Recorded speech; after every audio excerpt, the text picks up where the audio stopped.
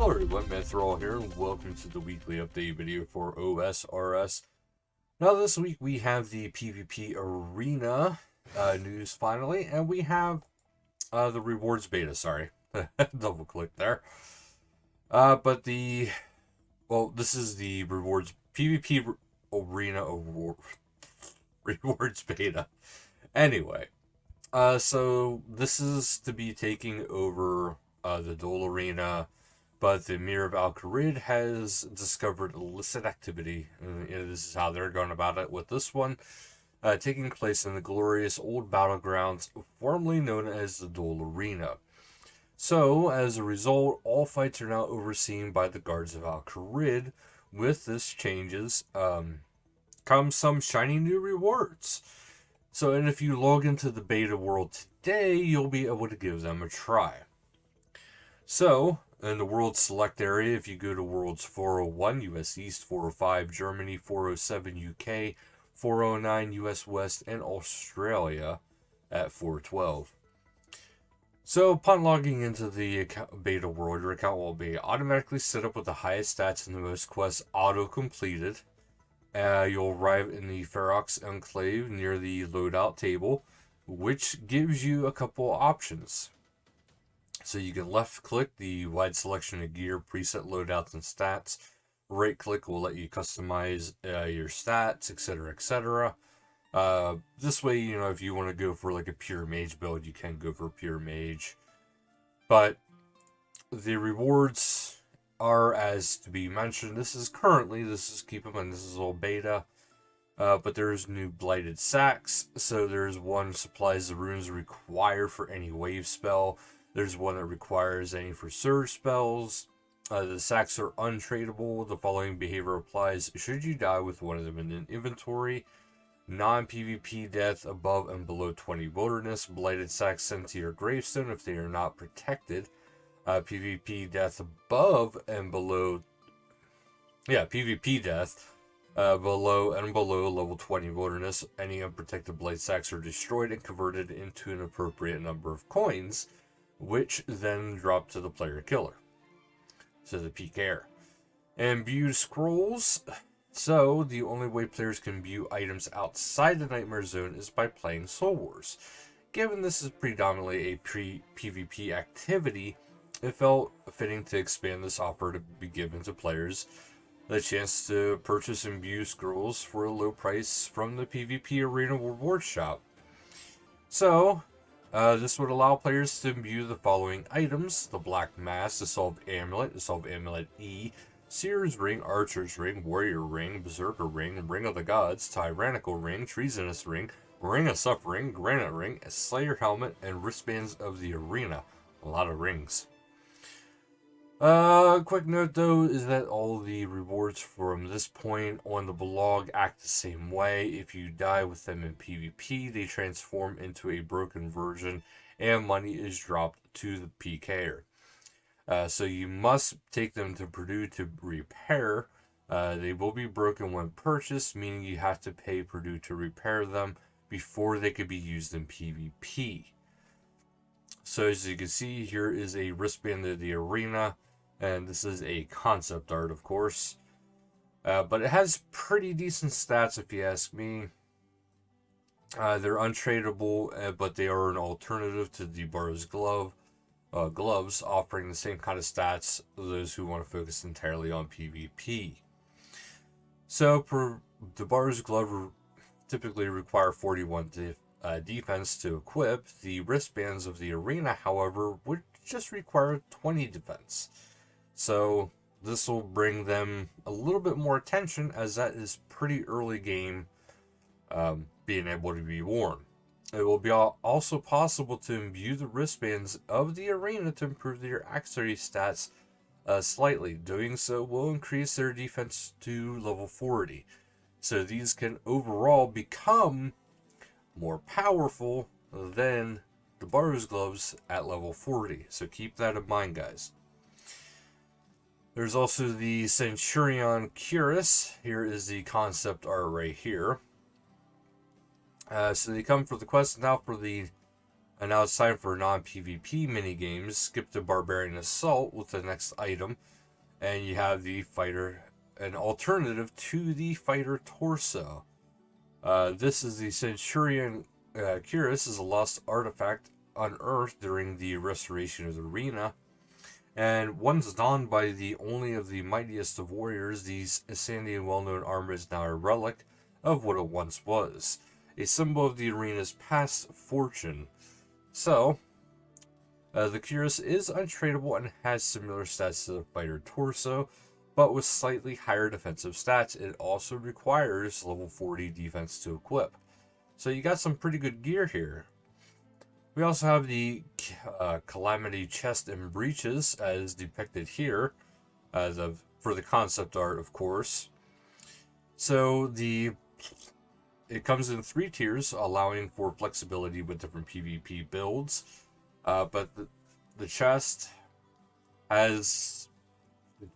These don't look that good. But the Calamity set is untradeable PvP take on the Void armor set.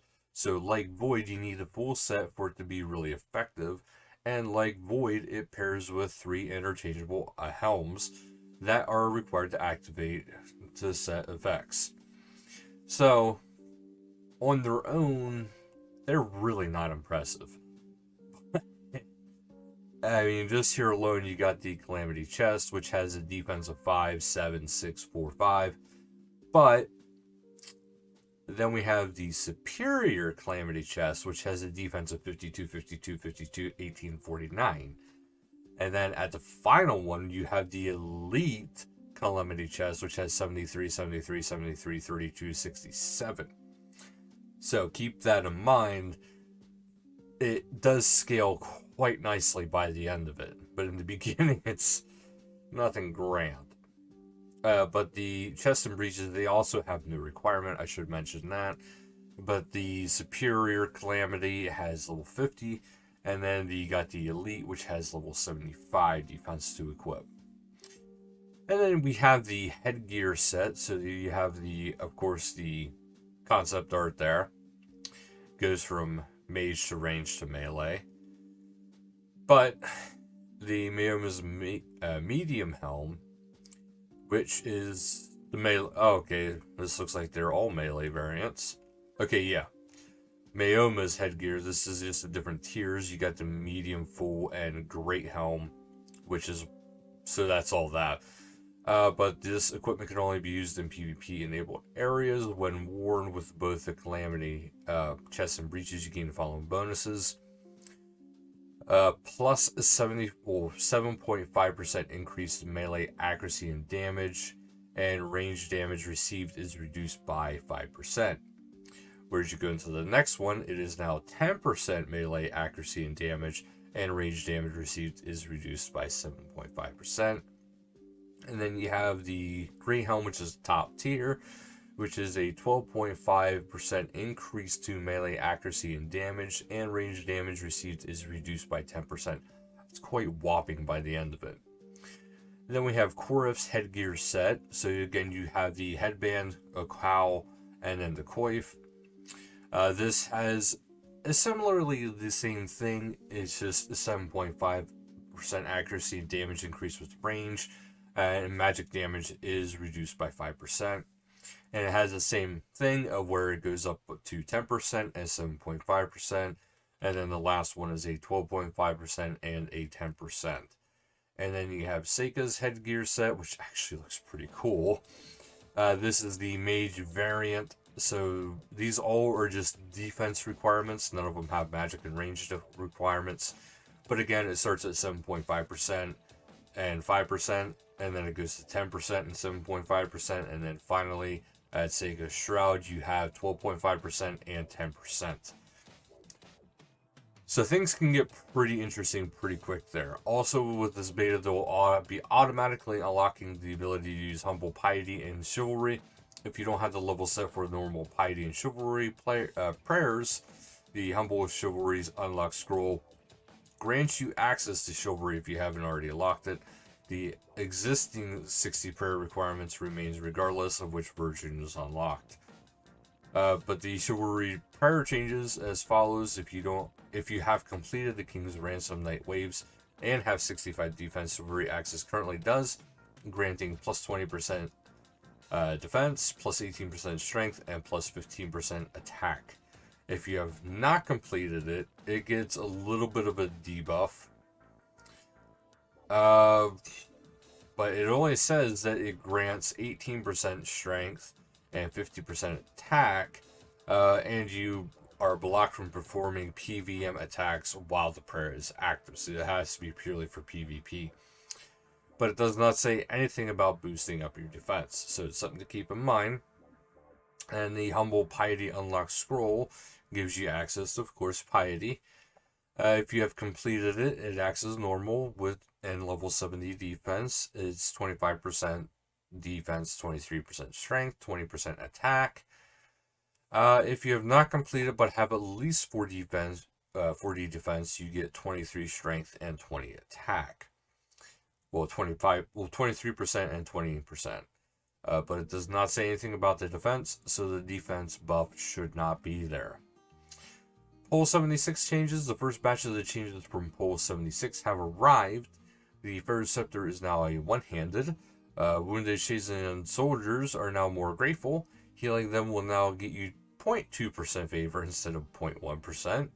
The fires at Barbarian Village and Rogue's Den can now be used by left-clicking.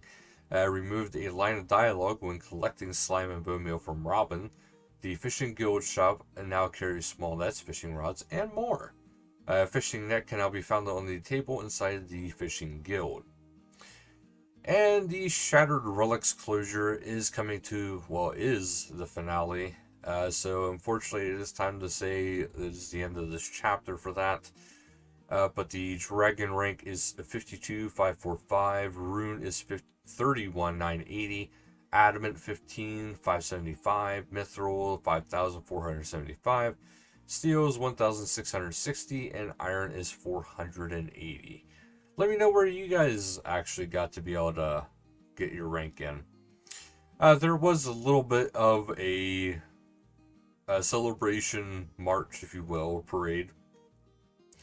Going all the way from, Catherby, the starting zone, all the way down to the fight arena south of Ardone. Other changes were the Blighted Sacks are no longer deleted if you try to pick them up while you have a rune pouch in your inventory with a vacant slot.